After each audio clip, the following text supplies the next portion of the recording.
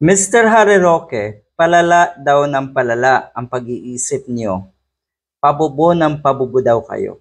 Yan naman ay maiintindihan ng marami sa atin. Kasi ang sitwasyon ngayon ni Harry Roque ay desperado. Pinaka-desperadong tao siguro ngayon ay etong si Harry Roque. Yan. Talagang maapektuhan yung dunong, yung kalidad ng kaisipan pag ganyan ang sitwasyon. Diba? Suffocating yan eh. Nakaka-suffocate yung ganyang emosyon, yung ganyang pakiramdam. 'Di ba? Parang gusto mong magwala, pero hindi mo magawa. Wala kang choice kundi tumago. Alam mo sa sarili rin na guilty ka. Alam mo rin na pinaglololoko mo ang sarili mo. Kaya ayan, lalong lumalala ang kalidad ng kaisipan na itong si Harry Roque. Birds of the same feather flock together. Totoo naman yan eh. Tignan nyo naman ang mga DDS, di ba? Sino-sino ba ang magkakampi? Yung mga nasa paligid ni Digong. Ano bang klaseng mga pag-iisip meron yung mga yan?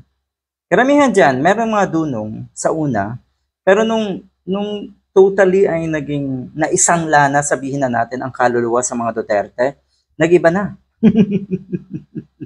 Halos lahat may sayad. Halos lahat may saltik. Yan. Katulad na nung si Kiko Barsaga. Alam niyo ba, na ang sabi natong si Harry Roque, bet daw niya na maging presidente etong si Kiko Barsaga. Ganyan kalala. Ganyan katindi. Siguro nawawala na rin ng pag-asa etong si Harry Roque na kasi umaasa pa ito na maluluklok, makakapwesto si Sara Duterte.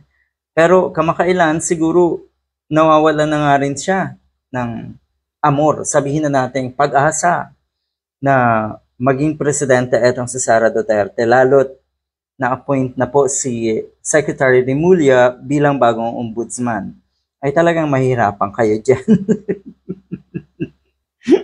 At ang huling balita, si Speaker Romualdez ang magiging state witness sa sitwasyon or sa kaguluhang ito na nangyayari dahil dyan sa malawakang korupsyon sa flood control projects. So yun, ano daw gustong maging presidente?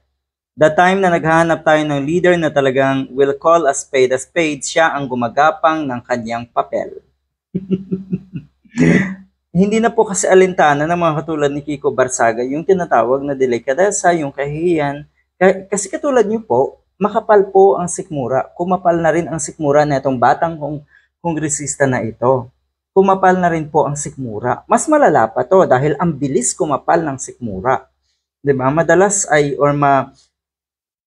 yung mga nangyayari sa kanya na kung tutuusin talagang kahihiyan ng pamilya niya, wala na sa kanya yun eh. Hindi niya naramdam yun. Mas malala to kumpara sa iyo, Mr. Harry Roque. Kasi medyo inabot pa ng kung ilang taon bago tumibay ang sikmura mo sa kahihiyan, Harry Roque. At sa kawalang hiyaan. Pero itong isang ito, matindi to mas malala to. Obvious ba na pareho talaga kayong may saltik? Kaya bet mo na maging presidente si Kiko Barsaga. Talaga ba? Ito ang standard? Nahikitaan mo na maging president material ang isang Kiko Barsaga? No wonder. Kasi si Sara Duterte ang idolo mo.